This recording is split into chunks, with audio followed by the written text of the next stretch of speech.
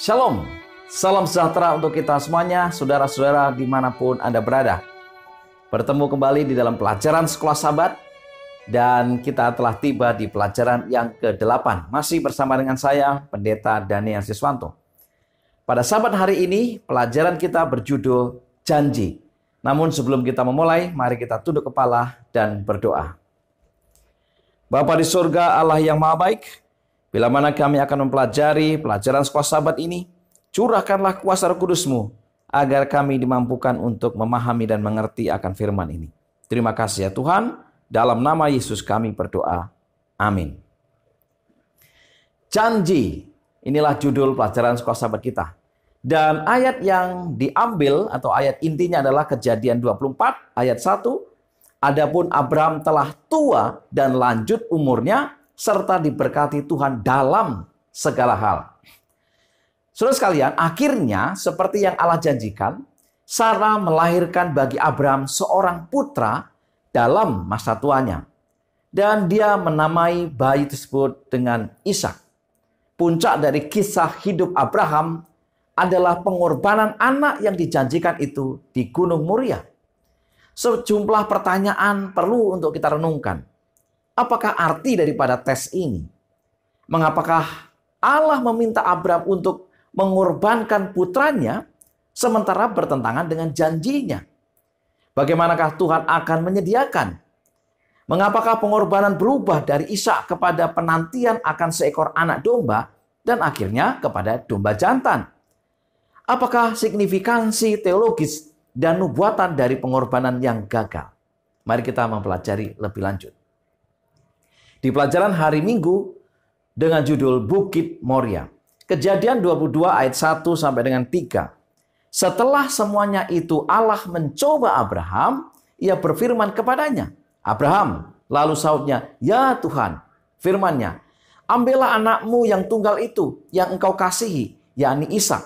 Pergilah ke tanah Moria dan persembahkanlah dia di sana sebagai korban bakaran pada salah satu gunung yang akan kukatakan kepadamu. Keesokan harinya, pagi-pagi bangunlah Abraham. Ia memasang pelana keledainya dan memanggil 2 orang bujangnya beserta dengan Ishak, anaknya.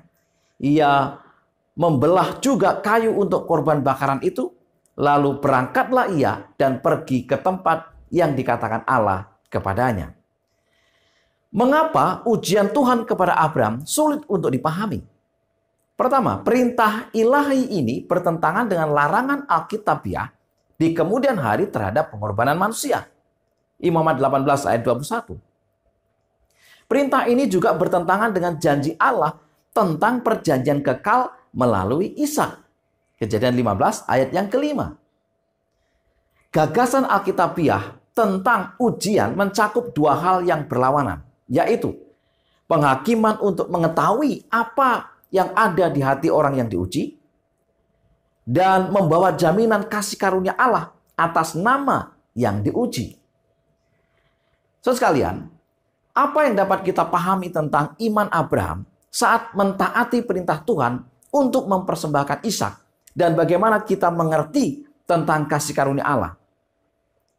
Yang pertama, nampaknya penurutan Abraham dapat membawa dia kepada risiko kehilangan masa depan. Namun, karena dia percaya kepada Tuhan, dia akan melakukan apa yang Tuhan minta. Tidak peduli betapa sulitnya untuk memahami hal tersebut. Yang kedua, iman Alkitabiah bukanlah tentang kapasitas kita untuk memberi kepada Tuhan dan untuk berkorban baginya meskipun itu memiliki peran tanpa diragukan. Roma 12 ayat 1. Tetapi hal itu mengenai kemampuan kita untuk mempercayai Tuhan dan menerima kasih karunia-Nya, sementara memahami betapa tidak layaknya kita.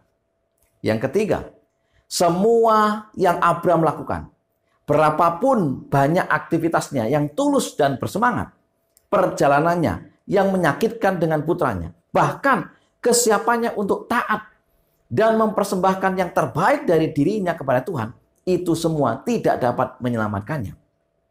Mengapa? Karena Tuhan sendiri telah menyediakan seekor domba jantan untuk persembahan yang dimaksudkan. Yang dengan sendirinya menunjuk pada satu-satunya harapan keselamatannya, yaitu Yesus. Bukan pekerjaan kita untuk Tuhan yang menyelamatkan kita, tetapi itu adalah pekerjaan Tuhan bagi kita. Sebagaimana tertulis dalam Efesus 2 ayat 8, Efesus 3 ayat 8, dan Roma 11 ayat 33. Ibrani 11 ayat 7 firman Tuhan berkata, karena iman, maka Abraham tak kala ia dicobai, mempersembahkan Ishak. Ia yang telah menerima janji itu, rela mempersembahkan anaknya yang tunggal. Saudara sekalian, iman mengabaikan diri, memberi yang terbaik, dan mewujudkannya dengan sekuat tenaga. Inilah iman Abraham. Di pelajaran hari Senin, Tuhan menyediakan. Kejadian 22 ayat 8, saud Abraham, Allah yang akan menyediakan anak domba untuk korban bakaran baginya, anakku. Demikianlah keduanya berjalan bersama-sama. Kata kerja Ibrani menyediakan atau yielo ya, dapat berarti menyediakan dirinya. Dengan demikian jawaban Abraham kepada Ishak adalah Allah akan menyediakan dirinya sebagai anak domba. Jawaban Abraham bersifat nubuat yang menunjukkan inti dari rencana keselamatan. Dengan Tuhan sendiri menderita dan membayar di dalam dirinya suatu hukuman atas dosa-dosa kita. Ini juga menunjukkan bahwa pekerjaan keselamatan berasal dari Allah, seperti yang Rasul Paulus tuliskan. 2 Korintus 5 ayat 15, Allah mendamaikan dunia dengan dirinya oleh Kristus. Ellen G. White dalam buku Alfa dan Omega jilid 1 halaman 173 menuliskan, adalah untuk meninggalkan kesan kepada pikiran Abraham dengan kenyataan daripada Injil, sebagaimana juga untuk menguji imannya bahwa Allah telah memerintahkannya untuk menyembelih anaknya. Kesedihan yang ia derita selama hari-hari ujian yang gelap dan hebat itu dibiarkan terjadi kepadanya agar dia dapat mengerti dari pengalamannya sendiri sesuatu mengenai kebesaran daripada pengorbanan yang diadakan oleh Allah yang Maha Kuasa untuk penebusan manusia. Saudara sekalian, peristiwa di Bukit Moria ini menunjuk langsung kepada Yesus yang disalib. Domba jantan yang disediakan Allah di Bukit Moria menggantikan Ishak. Kejadian 22 ayat 13. Secara lambang menunjuk pada hari pendamaian eskatologis di mana Tuhan menerima pengorbanan itu untuk penggenapan sejarah penebusan umat manusia. Imamat 16 ayat 3, ayat 5, Ibrani 9 ayat 12, Ibrani 10 ayat 10. Yesus berkata bahwa Abraham, bapamu, bersukacita bahwa ia akan melihat hariku dan ia telah melihatnya dan ia bersukacita. Yohanes 8 ayat 56. Kita lebih bersukacita karena kita telah melewati peristiwa di mana Yesus yang telah disalibkan telah bangkit, telah naik ke sorga, dan akan datang kembali dalam waktu yang tidak lama lagi. Pelajaran hari Selasa, kematian Sarah. Kejadian 23 ayat 1 sampai dengan 2. Sarah hidup 127 tahun lamanya. Itulah umur Sarah. Kemudian matilah Sarah di Kiryat Arba, yaitu Hebron di tanah Kanaan. Lalu Abraham datang meratapi dan menangisinya. Sekilas tentang Sarah dan perjalanan akhir hidupnya serta hubungannya dengan tanah perjanjian dijelaskan sebagai berikut. Yang pertama, Sarah adalah satu-satunya wanita dalam perjanjian lama yang umurnya disebutkan, yang menunjukkan sentralitasnya dalam cerita tersebut. Yang kedua, dalam beberapa hal, Sarah juga terlibat dalam ujian dengan Abraham, suaminya. Sama seperti dia dalam perjalanan bersama Abraham, di mana juga Abraham sesekali menyimpang dalam iman. Kejadian 12 ayat 11 sampai dengan 13. Yang ketiga, Sarah bukanlah tipe wanita yang akan diam tentang hal-hal yang penting atau mengganggunya. Misalnya, saat mengusulkan Hagar menjadi istri Abraham untuk mendapatkan keturunan. Terlibat dalam menjamu 3 orang tamu dan meminta Abraham untuk mengusir Hagar dan Ismail. Itu adalah hal yang dilakukan oleh Sarah. Yang keempat, Kematian Sarah segera setelah kisah pengorbanan Ishak dapat menunjukkan bahwa dia mungkin terpengaruh oleh kejadian ini yang hampir merenggut nyawa putranya.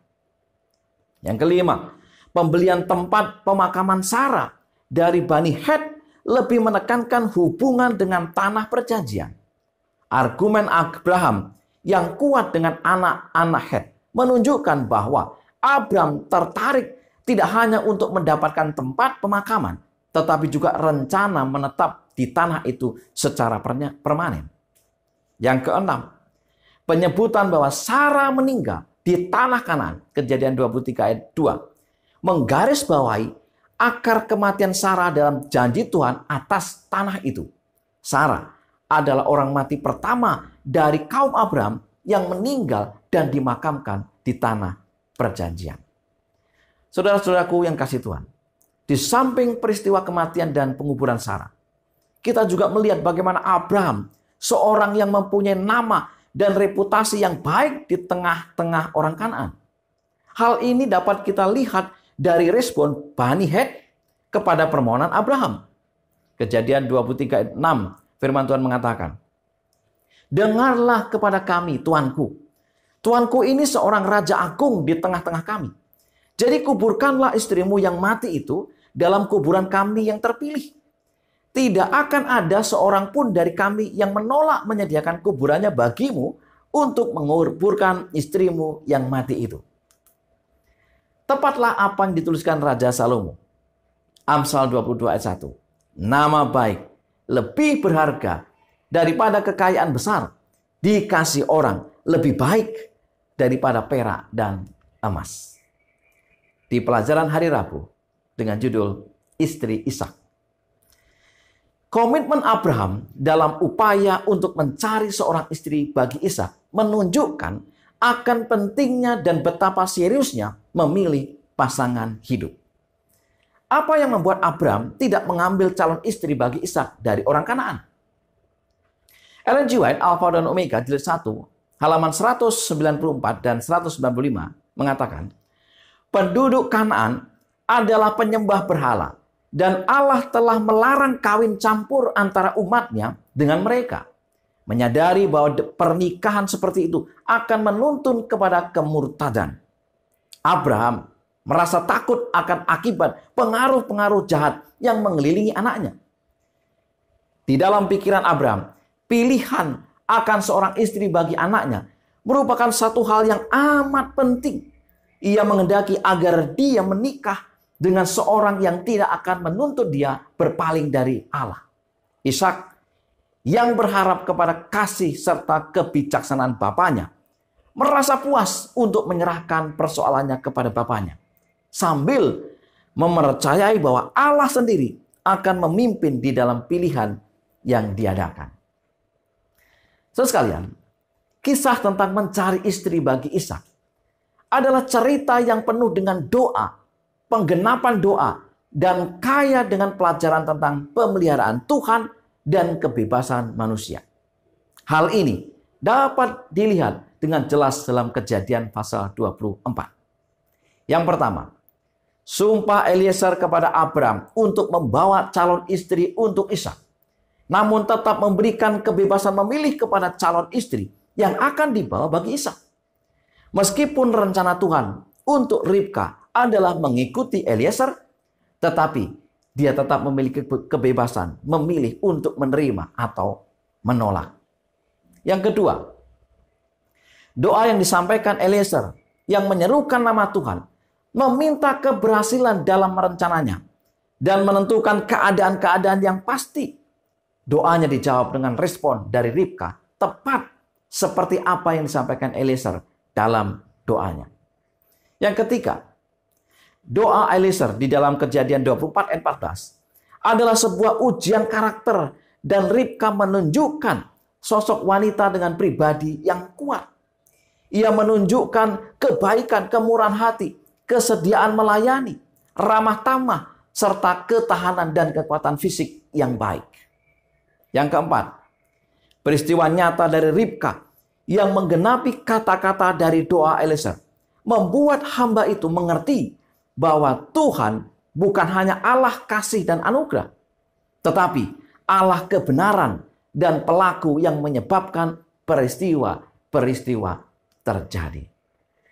Salah satu pelajaran dari kisah di atas dapat kita renungkan bahwa Tuhan memberikan kepada manusia kebebasan untuk berkehendak, kebebasan untuk memilih.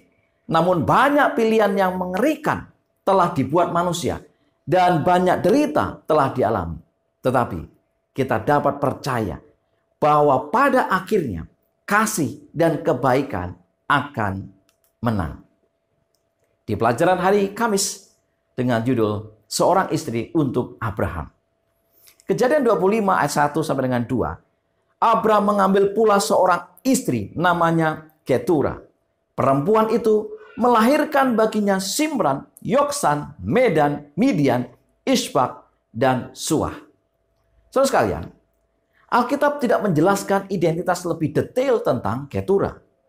Dia disebutkan sebagai istri atau gundik Abraham setelah kematian Sarah.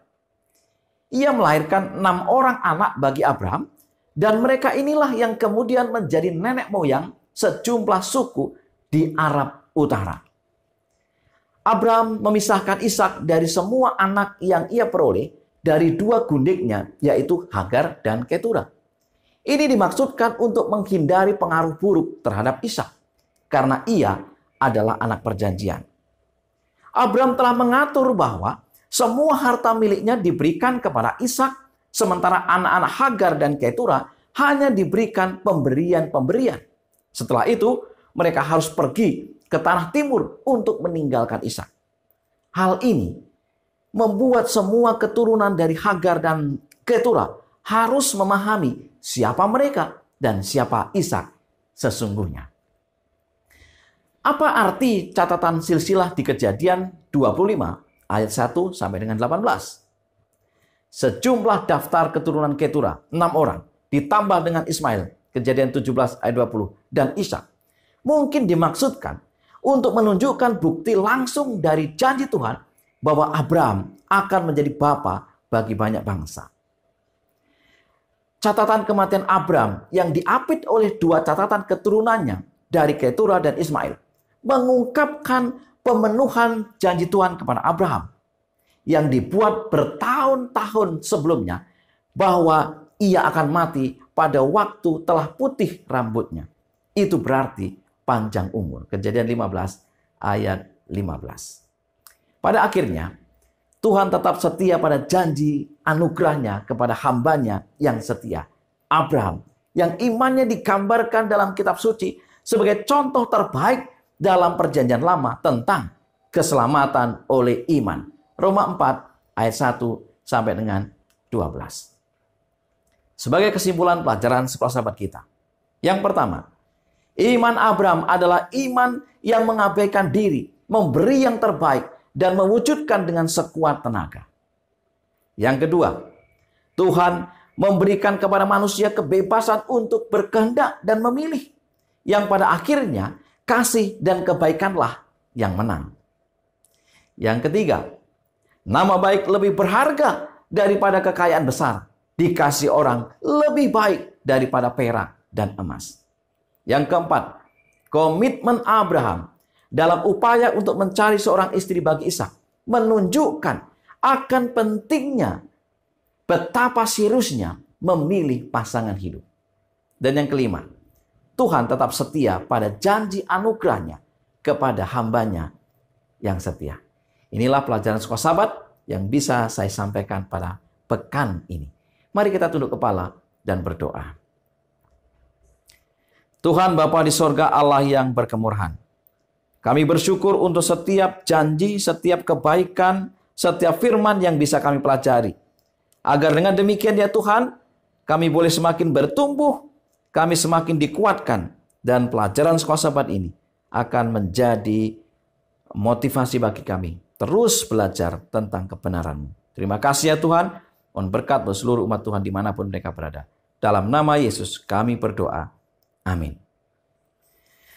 Saudara-saudaraku yang dikasihi Tuhan, terima kasih untuk kebersamaannya di dalam mempelajari pelajaran sekolah sahabat. Tetap semangat, selamat sahabat, dan Tuhan memberkati.